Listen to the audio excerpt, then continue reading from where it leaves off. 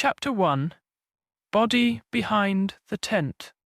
The annual St. Mary Mead Village Festival was, as always, a triumph of local enthusiasm over practical organization.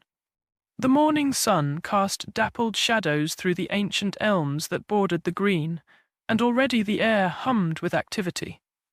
Bunting fluttered between lampposts, stalls displayed their wares with colourful abandon, and the persistent scent of Mrs. Partridge's famous jam tarts wafted from the refreshment tent.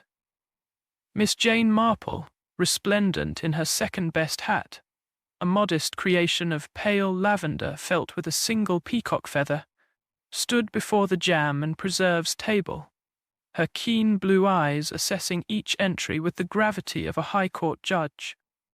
She had been recruited for this particular task by the vicar, who had declared that no one in St. Mary Mead possesses a more discerning palate for preserves than our dear Miss Marple. "Such a lovely day for it," murmured Mrs. Price Ridley from the adjacent flower arrangement stand. "And to think, 300 years of village history celebrated right here on our green." "Indeed," Miss Marple replied, though her attention had been momentarily diverted from the strawberry conserve she was examining.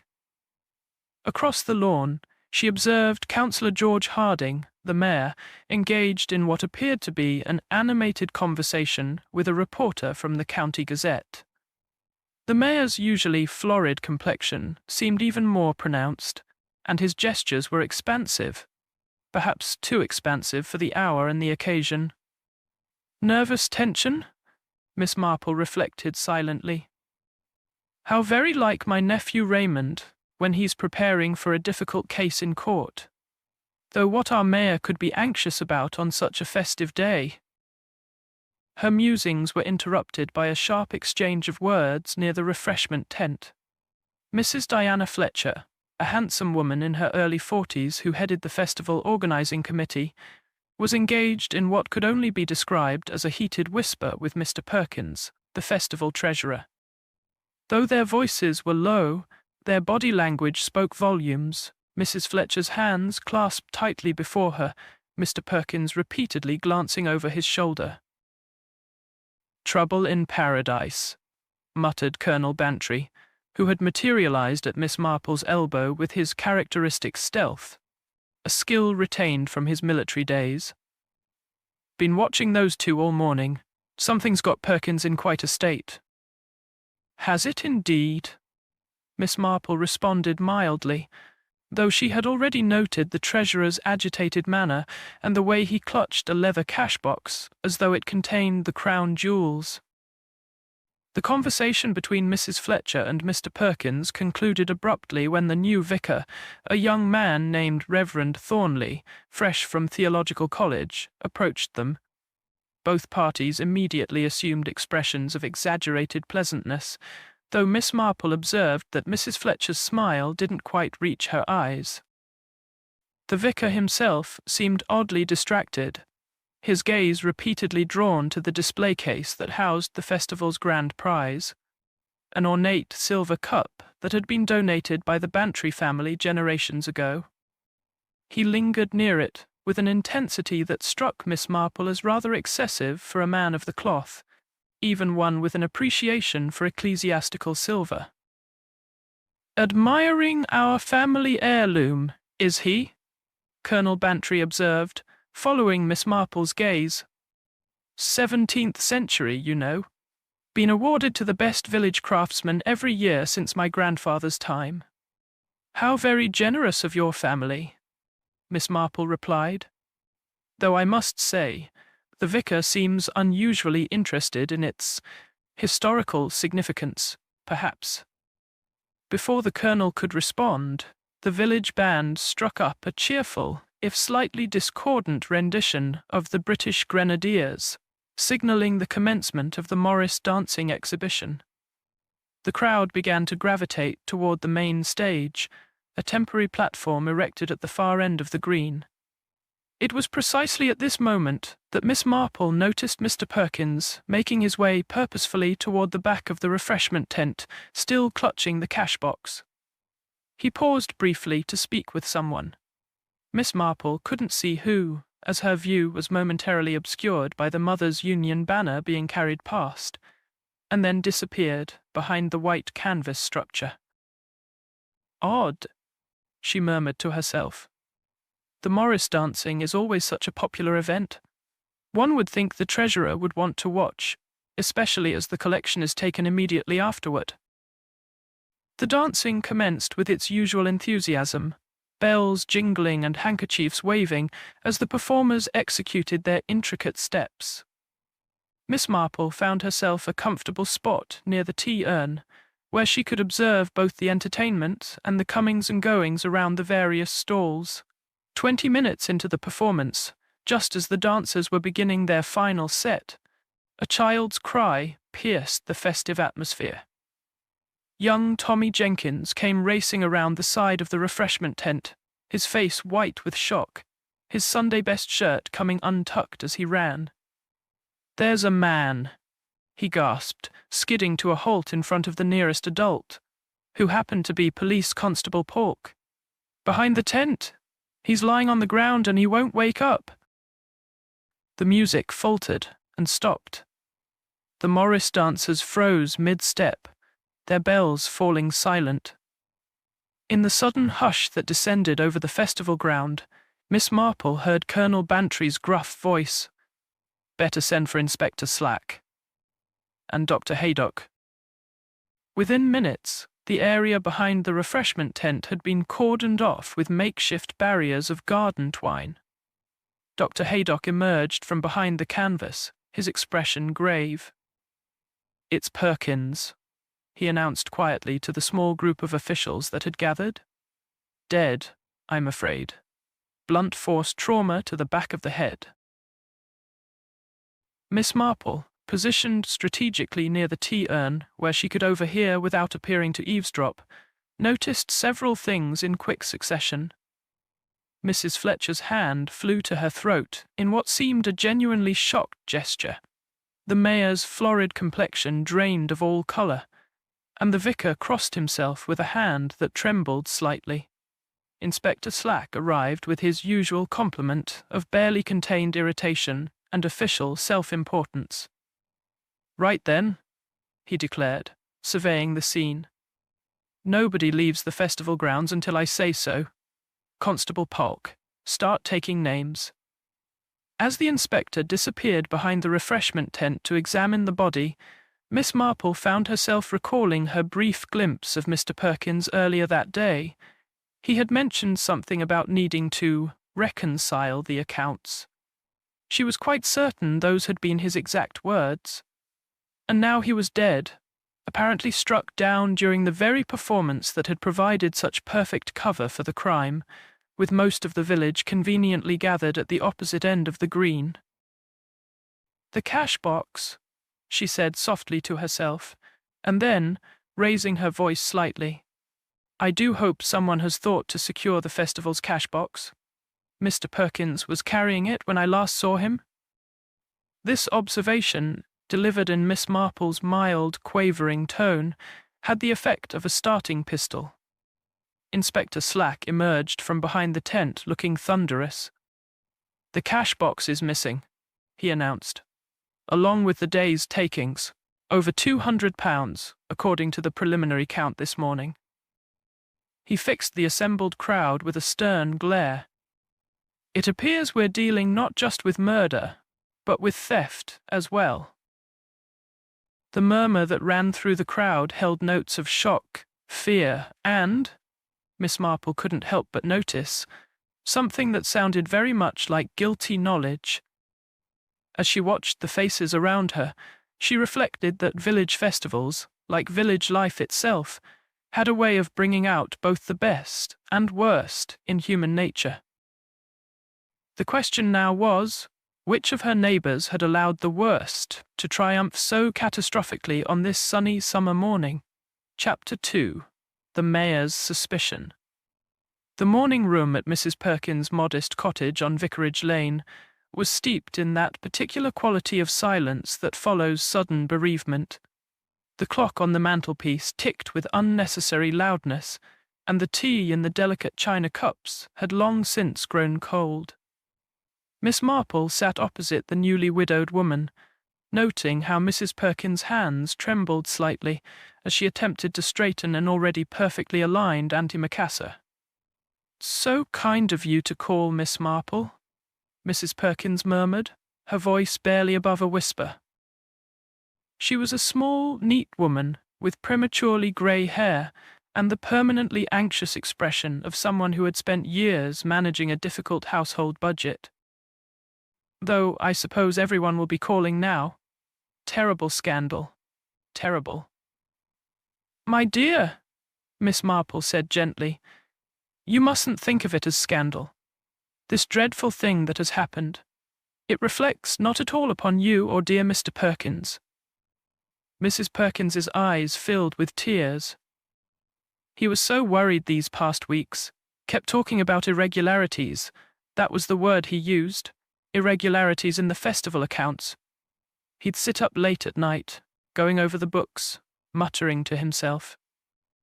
She dabbed at her eyes with a handkerchief. "I told him he was working too hard, that the festival wasn't worth losing sleep over, but he said it was his duty to the village." Miss Marple leaned forward slightly. "Did he mention what sort of irregularities?" "Oh, he didn't like to burden me with financial matters.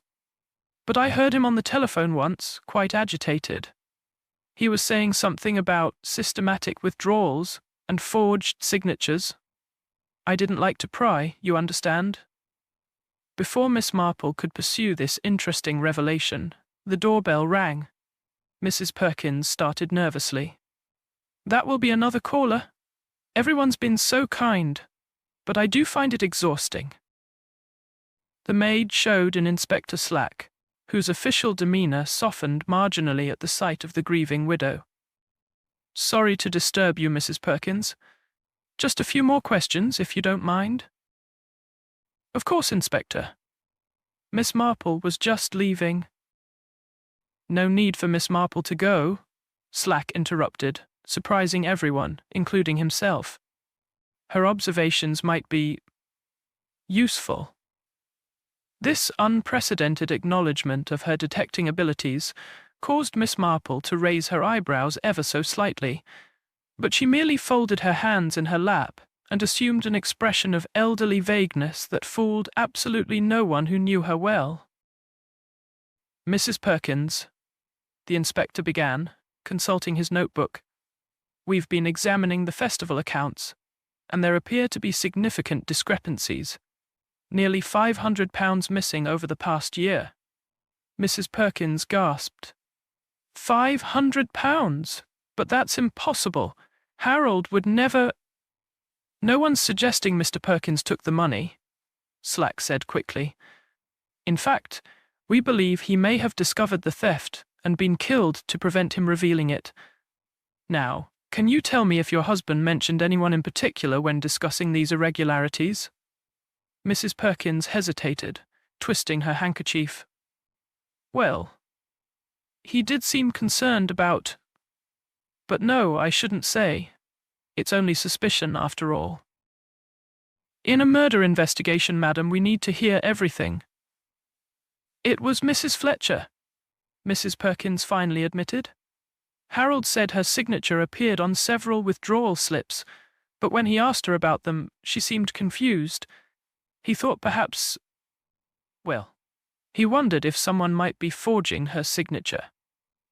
After the inspector departed, having extracted a few more details about Mr. Perkins' concerns, Miss Marple made her own farewells and walked thoughtfully through the village. The aftermath of yesterday's tragedy was evident everywhere. Small groups of villagers clustered in doorways, speaking in low voices, shops that would normally be bustling standing half empty, and an unusual number of curtains twitching as she passed. She had just turned into the high street when she encountered Colonel Bantry emerging from the post office. "Ah, Miss Marple. Dreadful business, what? The whole village is buzzing with it." "Indeed, and I fear it's about to become even more sensational." She nodded toward the village hall, where a small crowd was gathering. Unless I'm very much mistaken, Councillor Harding is about to make some sort of announcement. They arrived just as the mayor stepped onto the makeshift platform that had been erected outside the hall. His face was grave, his manner portentous. "Citizens of St. Mary Mead," he began, "in light of yesterday's tragic events, and following consultation with the police, I feel it my duty to address certain rumors that have been circulating." A hush fell over the crowd. Miss Marple noticed Mrs. Fletcher standing near the back, her face pale but composed. "It pains me to say this," Harding continued, "but evidence has come to light suggesting that festival funds have been systematically misappropriated over the past year. While I name no names at this stage, I must inform you that certain members of the festival committee are under investigation." The murmur that ran through the crowd was like wind through autumn leaves. Miss Marple saw several heads turn toward Mrs. Fletcher, who stood very still, her chin lifted slightly. "Furthermore," Harding went on, his voice rising, "I have reason to believe that poor Mr. Perkins was murdered because he discovered this embezzlement. The person responsible for these thefts had both motive and opportunity to silence him permanently." "Outrageous!" The voice rang out clear and sharp. Mrs. Fletcher stepped forward, her eyes blazing. "How dare you stand there and imply, without any proof, that a member of the committee is both a thief and a murderer?" "My dear Diana," Harding replied, and there was something in his use of her first name that made Miss Marple's eyes narrow. "I merely state facts. The investigation will determine the guilty party." "Facts?" Mrs. Fletcher's voice trembled with controlled fury. "The fact is that you've disliked me ever since I—" She broke off abruptly, color flooding her cheeks. The tension between them was palpable. Miss Marple, watching carefully, saw something flicker in Harding's eyes. Triumph? Satisfaction? Or perhaps something more personal? Later that afternoon, over tea in her own cottage, Miss Marple confided in her friend Mrs. Bantry. "Most illuminating, that little scene. Did you notice how personally Councillor Harding seemed to take the whole matter?" "Rather hard to miss," Mrs. Bantry replied, helping herself to another scone. "Everyone knows they were engaged once, years ago, before she married Fletcher and moved away. She only returned to the village after her husband died last year." "Ah." Miss Marple's knitting needles clicked thoughtfully. "And how did the engagement end? Do you recall?" "Rather suddenly, as I remember. One week they were planning a spring wedding. The next, she'd broken it off and married Fletcher within the month. Harding was devastated. Went about looking like thunder for ages. And now he has the opportunity to cast suspicion upon her in a very public manner," Miss Marple mused, "though whether from genuine belief in her guilt or from some lingering resentment." "You don't think she did it, then?" Miss Marple paused in her knitting. "I think, my dear, that in villages like ours, the past has a way of casting very long shadows, and sometimes those shadows obscure the truth quite effectively." That evening, as she prepared for bed, Miss Marple reviewed the day's events in her mind. The accounts with their mysterious discrepancies, Mrs. Perkins' revelation about forged signatures, the very public accusation against Mrs. Fletcher, and underneath it all, the curious undercurrent of old romance turned sour. Through her bedroom window, she could see lights still burning in several cottages. The village was wakeful tonight, disturbed not just by murder, but by the revelation of financial impropriety and the resurrection of old grievances. As she drew the curtains, Miss Marple reflected that money and love, especially love gone wrong, were perhaps the two most powerful motives for murder in the entire criminal calendar. The question was, Which one had led to Mr. Perkins lying dead behind the refreshment tent? Or had it, perhaps, been a fatal combination of both? Tomorrow, she decided, she would pay a call on Mrs. Fletcher. There were questions that needed asking, and sometimes a sympathetic ear could elicit more truth than any amount of official questioning. Besides, she had noticed something during that confrontation outside the village hall, something about the way Mrs. Fletcher had broken off her sentence, and the look that had passed between her and the mayor. Yes, tomorrow would be most instructive. Miss Marple settled into bed, her mind already forming the gentle questions that might unlock the secrets hidden behind St. Mary Mead's respectable facades. Chapter 3. Missing Prize Money. The Morning Post brought an unexpected development to the investigation. Inspector Slack, arriving at the police station with his characteristic blend of efficiency and irritability, found a manila envelope on his desk marked Urgent Festival Accounts Audit. Inside was a detailed financial report that made his eyebrows rise progressively higher with each page. £523, he muttered to Constable Polk, who had just brought in the morning tea. Systematically siphoned off over the past 14 months. And look at this. Each withdrawal required 2 signatures. One was always Perkins, poor devil, and the other— He ran his finger down the column of names. Mrs. Fletcher's signature appears on over 60% of them. Looks bad for her, sir, Polk observed, peering over his superior's shoulder. Perhaps too bad, Slack mused. Almost as if someone wanted us to notice her signature particularly. He shuffled through the papers again. Still, we'll need to question her about these transactions. Though what bothers me is why Perkins signed them if he suspected fraud, unless ... Unless he only recently noticed the pattern, sir. Exactly, Polk. Or unless the signatures themselves are forgeries. Meanwhile, at the vicarage, Miss Marple was taking tea with the Reverend Thornley. The young vicar seemed distracted, his eyes constantly darting to the window that overlooked the churchyard. More tea, Miss Marple? He offered, though her cup was still half full. Thank you, no. I actually called to ask about the arrangements for poor Mr. Perkins's funeral. Such a dedicated member of the church finance committee. Yes indeed, the vicar replied hastily, though of course his work with the festival committee was entirely separate from church affairs. Different accounts altogether. Completely different. Miss Marple's keen eyes noticed how the vicar's hands trembled slightly as he replaced his teacup in its saucer. I suppose you'll be storing the festival silver cup here in the church until next year's event?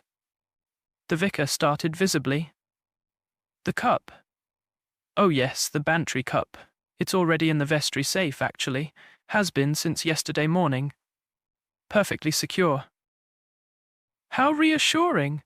Though I suppose after recent events, one can't be too careful with valuable items. After taking her leave, Miss Marple decided to revisit the festival grounds. The area had been largely cleared, but a few volunteers were still dismantling stalls and collecting forgotten items. She made her way to the spot where the refreshment tent had stood, now marked only by flattened grass and a few tent peg holes. Looking for clues, Miss Marple? She turned to find young Tommy Jenkins, the boy who had discovered the body, watching her with bright, intelligent eyes. Just taking a walk, Tommy. Though I must say, you showed remarkable presence of mind yesterday. Most boys your age would have been too frightened to speak so clearly to the police.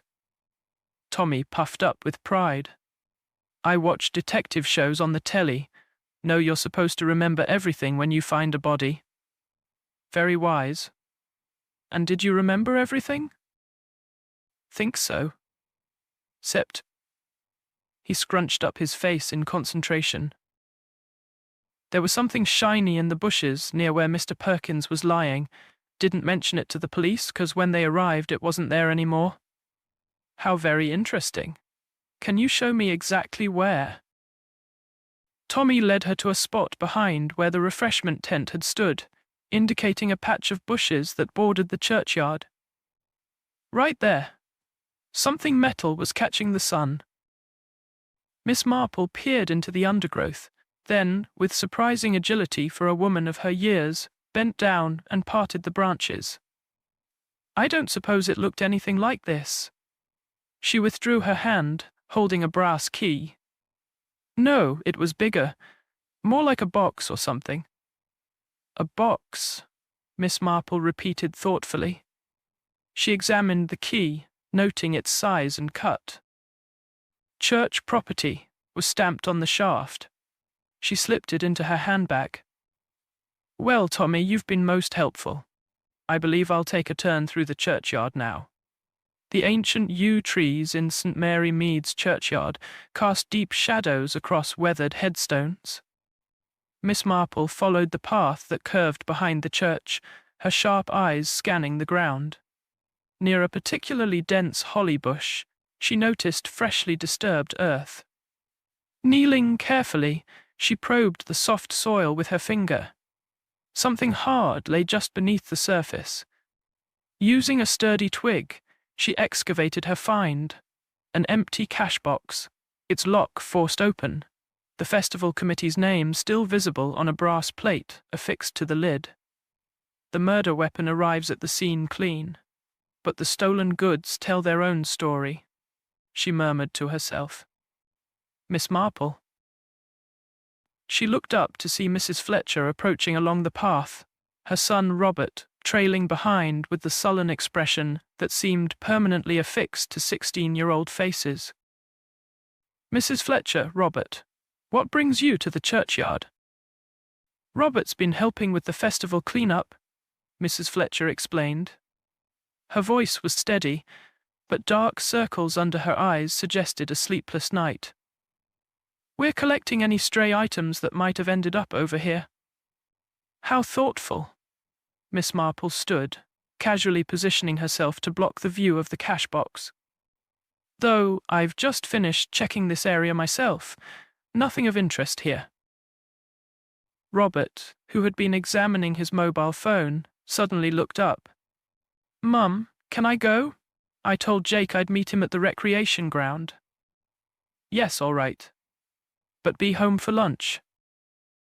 As the boy loped off, Mrs. Fletcher sighed. Teenagers. Though I suppose I should be grateful he's willing to help at all. He was quite devoted to the festival this year, even volunteered for the tombola stall, which surprised me. Indeed. Most unexpected for a boy his age. Yes, though he seemed particularly interested in the photography exhibit. Kept asking when the newspaper would publish all the pictures from the festival. She paused, then added with forced casualness, I don't suppose you've heard when they might appear. I believe the editor mentioned this week's edition. They took quite a comprehensive collection, I understand. Mrs. Fletcher's smile didn't reach her eyes. How nice. Well, I should continue with the clean-up. After she left, Miss Marple carefully photographed the cash box with the small camera she always carried in her handbag, a gift from her nephew Raymond, who had declared that even elderly aunts should embrace modern technology. She then made her way to the newspaper office. Mr. Lawrence Redding, the festival photographer, was hunched over a computer screen, sorting through hundreds of images. Miss Marple! Just the person I wanted to see. You've got such an eye for detail. Would you mind looking at these photos? I need to select the best ones for this week's spread. I'd be delighted, Mr. Redding. As they scrolled through the images, Miss Marple paid particular attention to those taken in the hour before the murder. One showed Mr. Perkins walking purposefully toward the refreshment tent, cash box under his arm, his face set in determined lines. Another captured the Morris dancers in full swing, with most of the village gathered to watch. But in the background, barely visible, was a figure heading in the opposite direction. "Could you enlarge that section?" Miss Marple asked, pointing. Redding zoomed in. The figure became clearer. Someone in a festival committee sash, walking quickly toward the refreshment area. The timestamp showed 11:42 a.m., just minutes before Tommy Jenkins's discovery. "Interesting," Miss Marple murmured. "Mr. Redding, do you have any other photos from around that time?" "Let me check." He pulled up another folder. "Here's one from 11:38, showing the main stage area, and another from 11:45, just after the Morris dancing ended." The 11:45 photo showed people beginning to disperse from the main stage. In the far background, a figure could be seen emerging from behind the refreshment tent. Not running, but walking with deliberate haste toward the church. "I don't suppose you could print copies of these for me?" Miss Marple asked sweetly. "For the church newsletter, you understand. We like to document all the village events." That evening, back in her cottage, Miss Marple spread the photographs across her dining table alongside her notes. The cash box, hidden but not well enough. The figure in the photographs, identity obscured but movements suspicious. The missing festival money, £500 taken over 14 months. And at the center of it all, Mrs. Fletcher's signatures on 60% of the withdrawal slips. She picked up the church key she'd found in the bushes, turning it over in her fingers. Something about its presence bothered her. Why would a church key be lying in the bushes near a murder scene? Unless... The telephone rang, interrupting her thoughts. It was Colonel Bantry, his voice unusually agitated. "Miss Marple, you'll never believe what's happened. I went to check on the Bantry cup in the vestry, thought I'd give it a polish before they put it away properly, and it's gone. There's a cup there all right, but it's not ours. Someone's replaced our family heirloom with a clever fake." Miss Marple sat very still, the church key warm in her palm. 3 crimes, she realized: embezzlement, murder, and now theft of a priceless heirloom. Were they connected by a single thread of guilt? Or were multiple sins converging on St. Mary Mead's most festive day? "I'll be right over, Colonel," she said quietly. "I believe it's time we had a very thorough look at your family cup. Or rather, at what someone hopes we'll believe is your family cup." As she prepared to leave, one thought crystallized in her mind. In her experience, when valuable items went missing during moments of chaos, it usually meant someone had been planning the theft well in advance. The question was, had Mr. Perkins been murdered because he discovered the embezzlement, or because he stumbled upon another crime entirely? The shadows were lengthening across St. Mary Mead as Miss Marple stepped out into the evening air. Somewhere in the village, at least one person, possibly more, was harboring secrets worth killing for. And with each passing hour, those secrets were becoming harder to contain. Chapter 4. The Photographer's Evidence. Colonel Bantry's study had been transformed into an impromptu crime investigation center. The fake silver cup sat on his desk, gleaming dully under the lamplight, while the genuine article's absence seemed to fill the room with palpable tension. Inspector Slack, summoned hastily from the police station, examined the replica with a jeweller's loupe borrowed from Mr. Emmett's shop on the high street. "Remarkable craftsmanship," he admitted grudgingly. "This wasn't knocked together overnight. Someone planned this substitution carefully." Miss Marple, seated quietly in a leather armchair, studied the fake cup with interest. "May I?" She extended her hand, and Slack, after a moment's hesitation, passed it to her. "Notice how the patina has been artificially aged," she observed, turning the cup to catch the light. "Very like the technique my nephew Raymond described in that case of art fraud he handled last year. And see here," she indicated a tiny mark near the base. The hallmark is slightly off-center. The original is perfectly aligned. "You've quite an eye for detail, Miss Marple," Colonel Bantry remarked. "I must confess, I didn't notice the switch immediately myself." "When did you last see the genuine cup?" Slack asked, notebook at the ready. "The morning of the festival. I brought it from the house to the church myself, handed it directly to Reverend Thornley for safekeeping in the vestry." "And no one else had access?" "Well, the vestry isn't exactly Fort Knox," the colonel admitted. "Various people have keys, the vicar, the churchwardens, the cleaning ladies."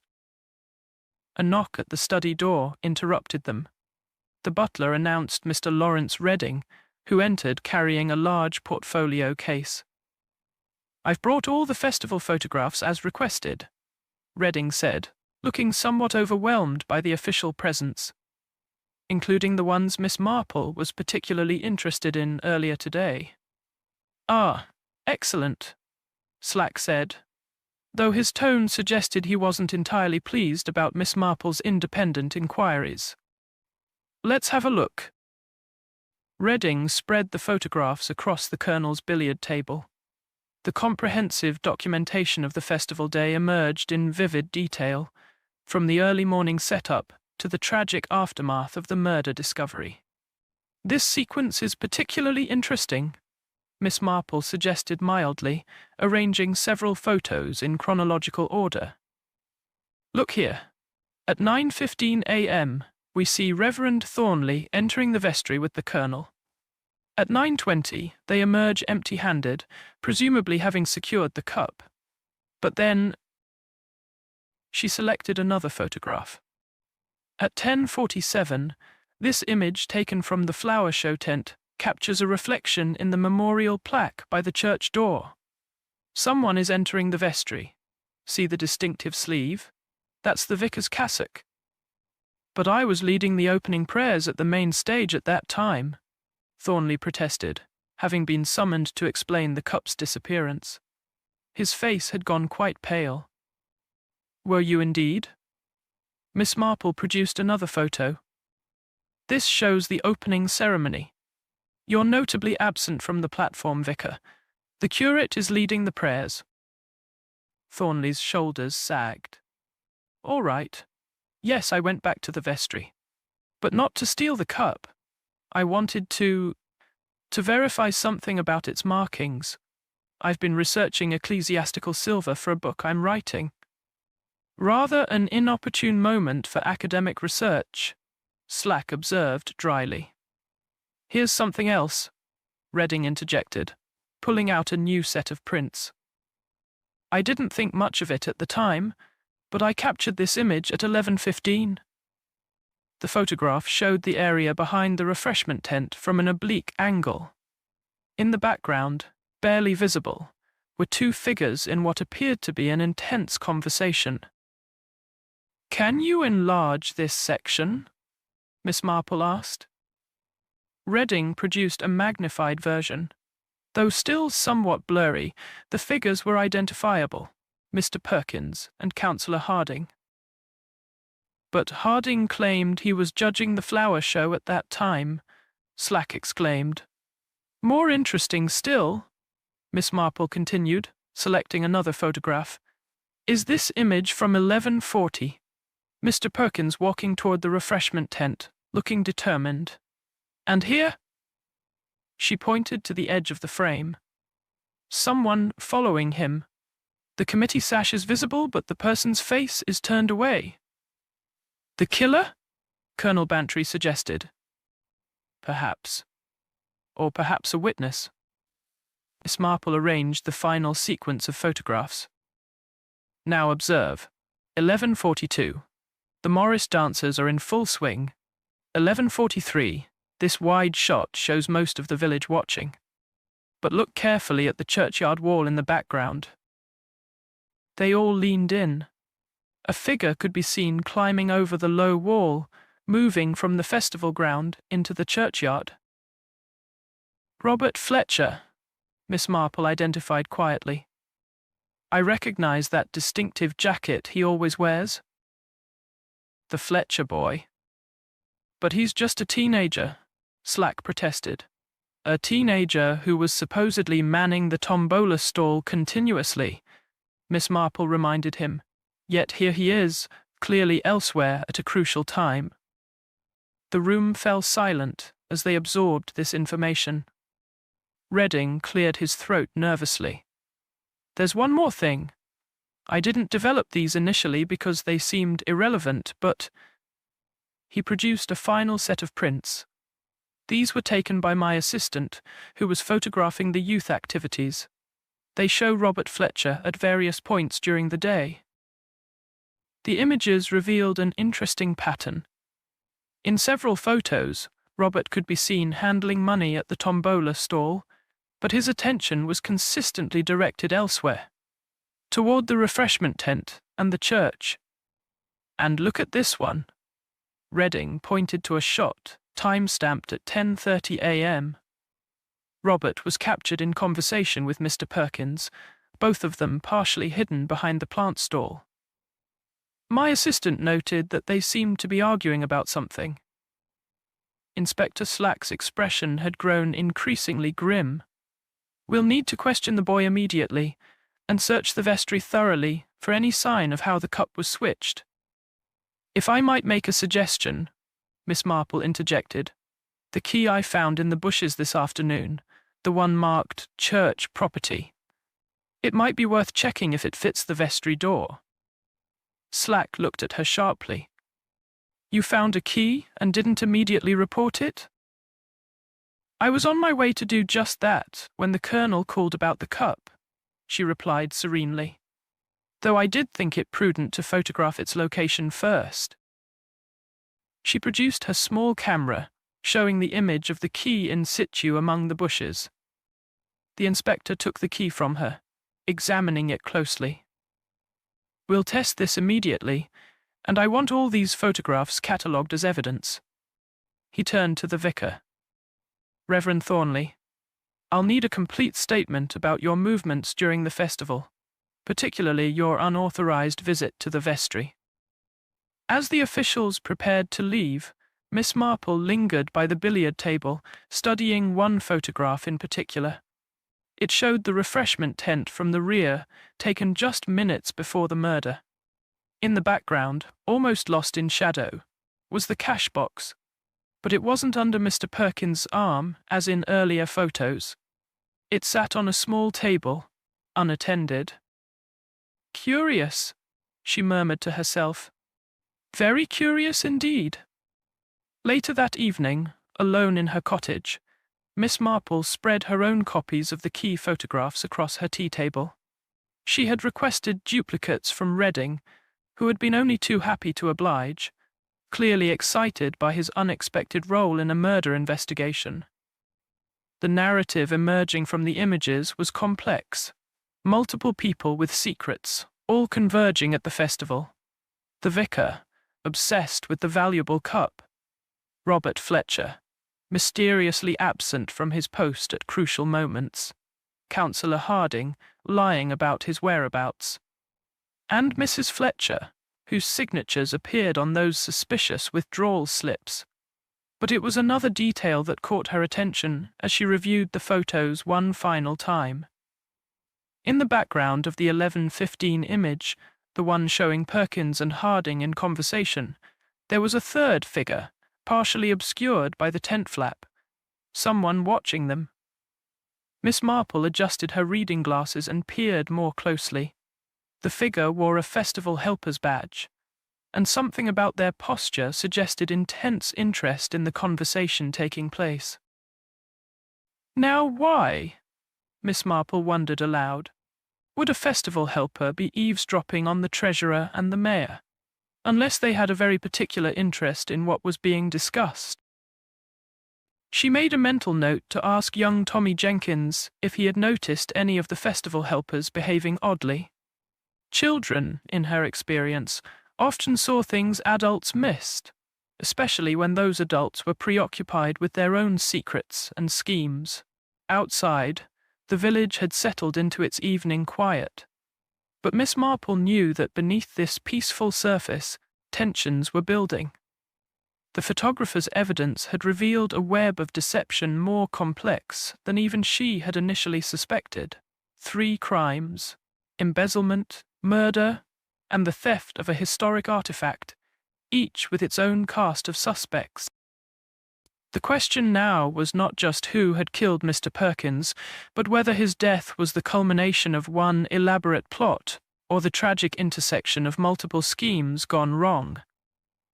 As she prepared for bed, one thought dominated. Tomorrow, she would need to examine that vestry very carefully indeed.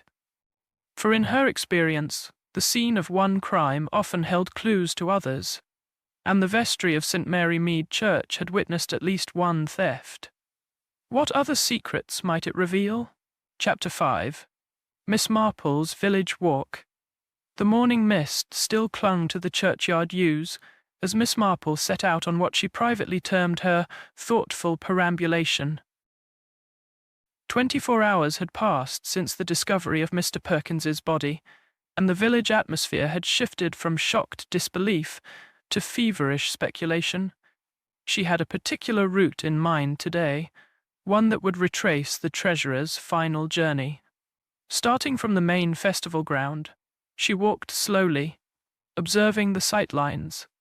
The Morris dancers had performed here, creating both spectacle and distraction. Most villagers would have been focused on the stage, their backs to the area behind the refreshment tent where Mr. Perkins met his end. Ah, Miss Marple. Early morning constitutional? She turned to find Mrs. Price Ridley approaching with her pair of overexcitable Pekingese dogs. Indeed, I find the morning air so beneficial for clarity of thought. Dreadful business about Perkins. I hear the police suspect that Fletcher woman. Always thought there was something not quite right about her returning to the village after all these years. Did you happen to notice anything unusual during the festival, Mrs. Price Ridley? You have such an excellent view of the green from your cottage. The woman puffed up slightly at this acknowledgement of her advantageous position. Well, now that you mention it, I did see young Robert Fletcher running through the churchyard. Most peculiar, considering he was supposed to be at the tombola stall. And he seemed to be carrying something. How interesting. What time was this? Oh, just after the Morris dancing started. I remember because those bells gave my poor darlings such a fright. She gestured to her dogs. He was running as if the devil himself were after him. After Mrs. Price Ridley continued on her way, Miss Marple proceeded along the path Mr. Perkins would have taken. She paused at the spot where the photographer had captured Perkins and Harding in conversation, imagining the scene. Good morning, Miss Marple. She looked up to find the postmistress, Mrs. Sweetman, sorting the morning delivery outside the post office. Good morning, Mrs. Sweetman. I don't suppose you noticed anything unusual during the festival? Your post office has such a good view of the church entrance. Funny you should ask. I've been thinking about it since the murder. I saw that new vicar going into the church at the oddest times, back and forth like he couldn't make up his mind about something. And the last time, just before that poor Mr. Perkins was found, he came out looking white as a sheet. Did he indeed? How observant of you. Well, you know how it is.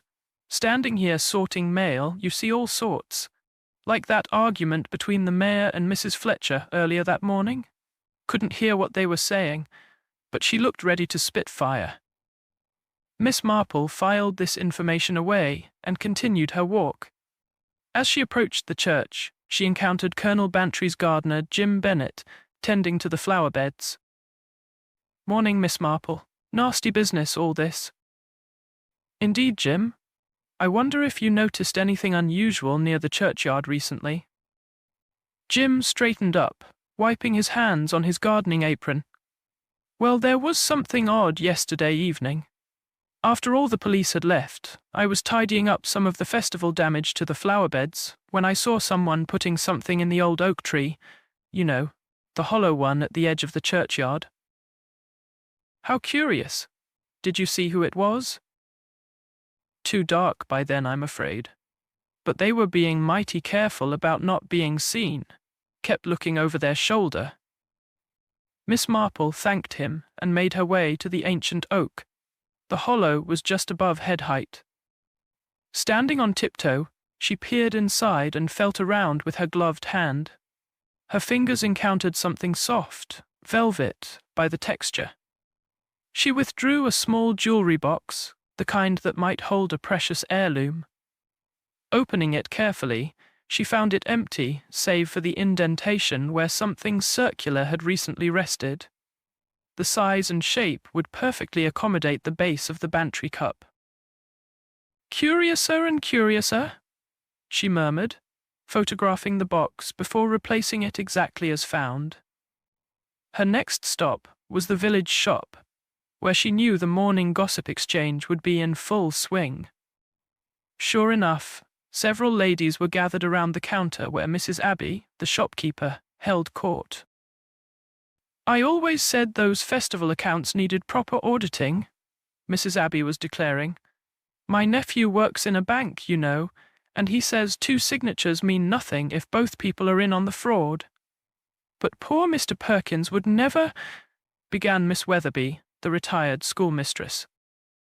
"Oh, I'm not saying Perkins was involved in the stealing," Mrs. Abbey interrupted, "but he might have been too trusting, signing whatever was put in front of him without checking properly." Miss Marple selected a tin of biscuits and approached the counter. "I suppose managing festival finances is more complicated than one might think." "You can say that again," Mrs. Abbey agreed. "Mrs. Fletcher came in here last month, quite flustered, asking if I kept copies of old receipts. Said there were some discrepancies in the books, and she needed to verify some expenses. Looked worried sick, she did." After leaving the shop, Miss Marple made her way to the vicarage. The Reverend Thornley was in his study, surrounded by books on ecclesiastical silver. "Miss Marple, I suppose you've come about yesterday's revelations." He gestured helplessly at his research materials. "I know how it must look, my lying about being in the vestry, but I swear I had nothing to do with the theft of the cup. Perhaps you could tell me exactly what you were researching, Vicar." He picked up a scholarly journal, opened to a marked page. "The Bantry cup, you see, appears to be far more valuable than anyone realized. According to this article, it bears the hallmarks of Thomas Gilpin, a renowned 17th-century silversmith whose works are extremely rare. A similar piece sold at Sotheby's last year for a considerable sum." "I see. And when did you make this discovery?" "About a month ago. I've been trying to verify it ever since. That's why I kept going back to examine the cup. I was planning to tell Colonel Bantry after the festival, suggest having it properly authenticated and insured." "And who else knew about your research?" "No one, I thought. I've been very discreet. Although ... He paused, looking troubled. "I did leave this journal open on my desk once when Robert Fletcher came to help with the church newsletter. He's quite interested in history, often asks questions about the church artifacts." After leaving the vicarage, Miss Marple sat on a bench in the churchyard, organizing her thoughts. The morning's conversations had revealed a web of activities around the time of the murder. Robert Fletcher running through the churchyard, the vicar making suspicious visits to the vestry, Harding arguing with Mrs. Fletcher, and someone hiding a velvet box in the oak tree. As she pondered these disparate elements, she noticed something glinting in the grass near the bench. Bending down, she discovered a small silver charm, a tiny sailing ship. She recognized it immediately as belonging to Mrs. Fletcher's charm bracelet, which she had admired at the Women's Institute meeting last week. Now why, Miss Marple wondered aloud, would Diana Fletcher's charm be lying in the churchyard when she claimed to have been nowhere near here during the festival? Her contemplation was interrupted by the arrival of Inspector Slack, looking more harassed than usual. "Miss Marple, I've just had the forensics report on that key you found. It does indeed fit the vestry door, and it has partial fingerprints, too smudged for identification, unfortunately. But here's the interesting part. It's not one of the official church keys. It's a copy, recently made." "How very interesting, Inspector. That suggests premeditation, doesn't it?" "Exactly. Someone planned to access that vestry. We're checking with all the locksmiths in the county to see who might have made it." He paused, then added grudgingly, "I don't suppose your morning walk has turned up anything useful?" Miss Marple smiled gently. "Oh, just the usual village observations, Inspector.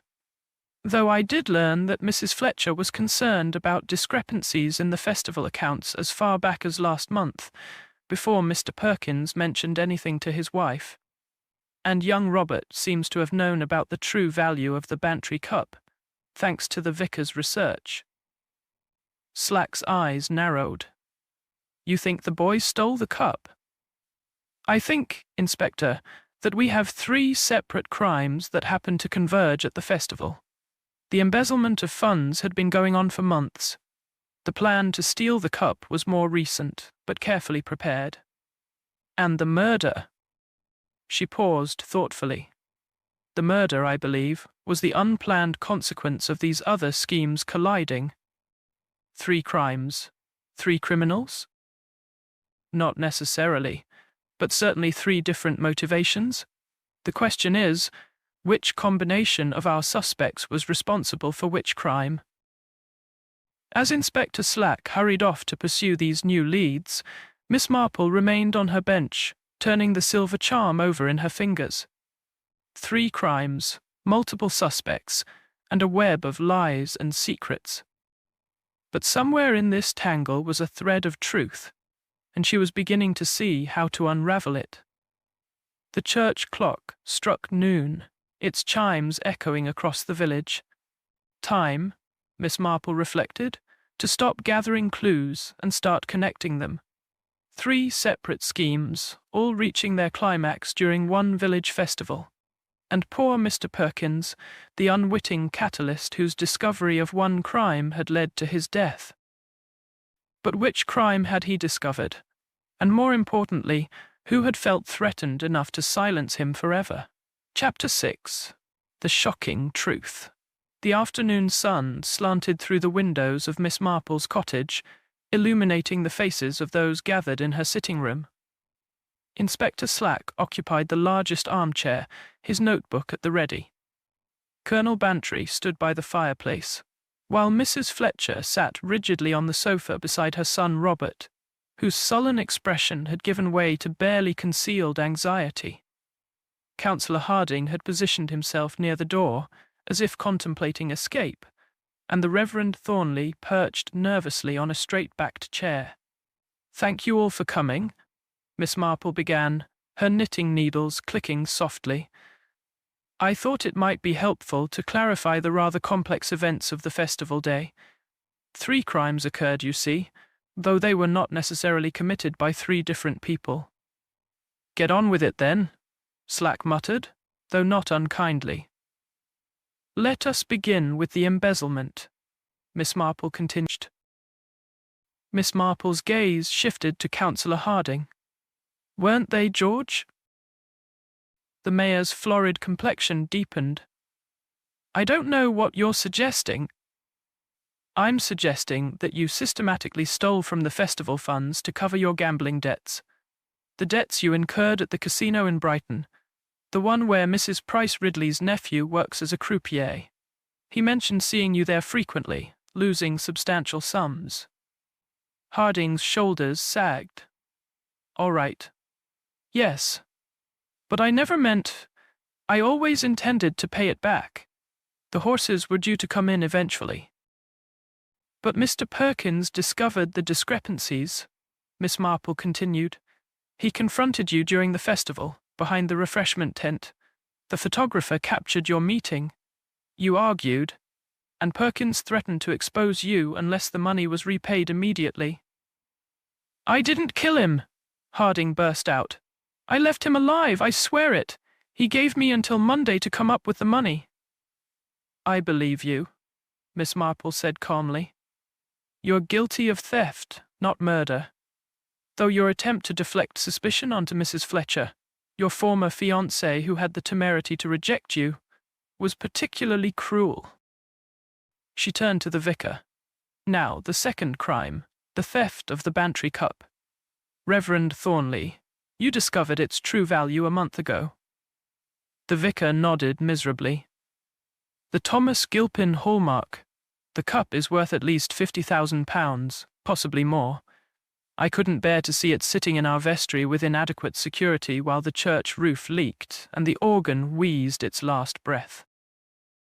"So you had a replica made," Miss Marple said. "Using that specialized silversmith in London, the one whose card I found in your study wastebasket. You had a key copied to access the vestry whenever needed. Your plan was to switch the cups during the festival's confusion, sell the original, and donate the proceeds anonymously to the Church Restoration Fund." "I know it was wrong," Thornley whispered, "but I convinced myself it was for a higher purpose. The needs of the parish." "A curious interpretation of the Eighth Commandment," Colonel Bantry observed dryly. "You successfully made the switch," Miss Marple continued. "The empty velvet box hidden in the oak tree was meant to transport the real cups safely after the festival. But you didn't commit murder either, did you?" "Never. I couldn't." Miss Marple's gaze now settled on Robert Fletcher, who had gone very pale. "Which brings us to the murder itself. Robert, you had been stealing from the festival cash box throughout the day, small amounts you thought wouldn't be noticed. The tombola stall provided perfect cover. All that loose change, easy to pocket a few pounds here and there." Diana Fletcher gasped. "Robert, you didn't—" "Let me continue," Miss Marple said gently. "You knew about the cup's value because you'd seen the vicar's research. You also knew your mother was worried about the festival accounts. You thought if money went missing during the festival, it would be blamed on whoever was embezzling the funds. A perfect cover for your own petty theft." Robert's Adam's apple bobbed as he swallowed hard. "But then Mr. Perkins caught you," Miss Marple continued inexorably. "Not at the tombola stall, but behind the refreshment tent. You'd slipped away during the Morris dancing, thinking everyone was distracted. You were removing money from the cash box, which Perkins had left momentarily unattended after his confrontation with the mayor." "I didn't mean to," Robert whispered, tears starting to roll down his cheeks. "He grabbed my arm, said he was calling the police. I panicked. There was a croquet mallet lying there. Someone had left it after the games. I swung without thinking."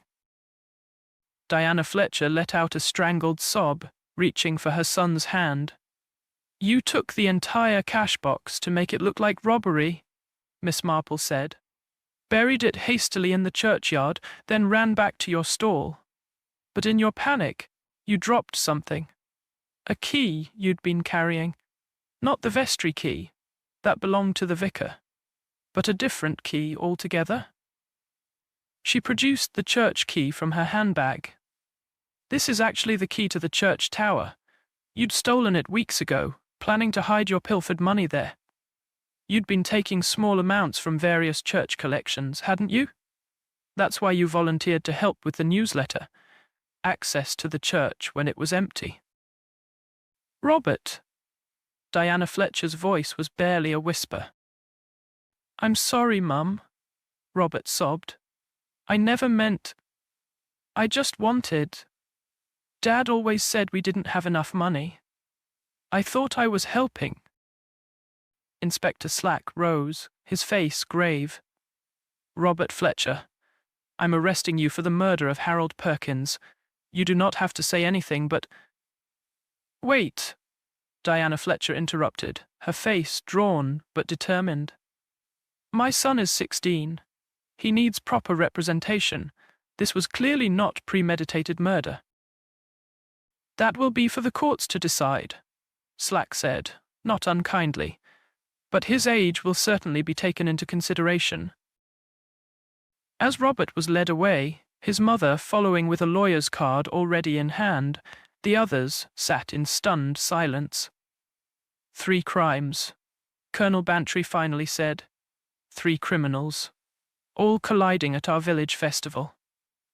"Indeed," Miss Marple agreed. "Councillor Harding's embezzlement, discovered by poor Mr. Perkins, the vicar's misguided attempt to help his church through theft, and a teenager's petty pilfering that escalated to tragedy when discovery threatened." "But how did you know?" Reverend Thornley asked. "How did you piece it all together?" Miss Marple set down her knitting. "Human nature, Vicar. Greed, desperation, and panic. They create patterns as distinctive as any fingerprint. The mayor's animosity toward Mrs. Fletcher spoke of old resentment, not genuine suspicion. Your nervous obsession with the cup suggested guilty knowledge. And Robert, well, teenagers who suddenly volunteer for tedious tasks usually have ulterior motives." "What happens now?" the vicar asked quietly. "Justice, I suppose," Slack replied. "Councillor Harding will face embezzlement charges. You, Reverend, will answer for the attempted theft, though I suspect the church authorities will deal with you more severely than the civil courts. And young Robert, well, given his age and the circumstances, one hopes for rehabilitation rather than pure punishment."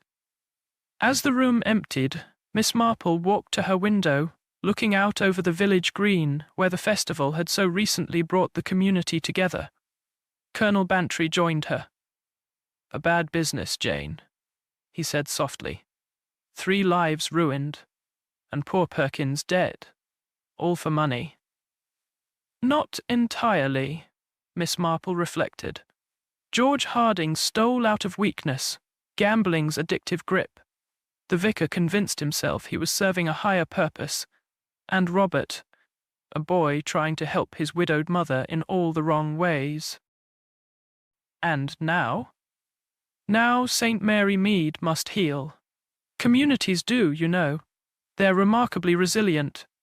Next year's festival will go ahead, with tighter financial controls, I imagine. The church will get its new roof through proper fundraising. And perhaps we'll all remember that the greatest crimes often spring from the smallest compromises with our conscience." The sun was setting over St.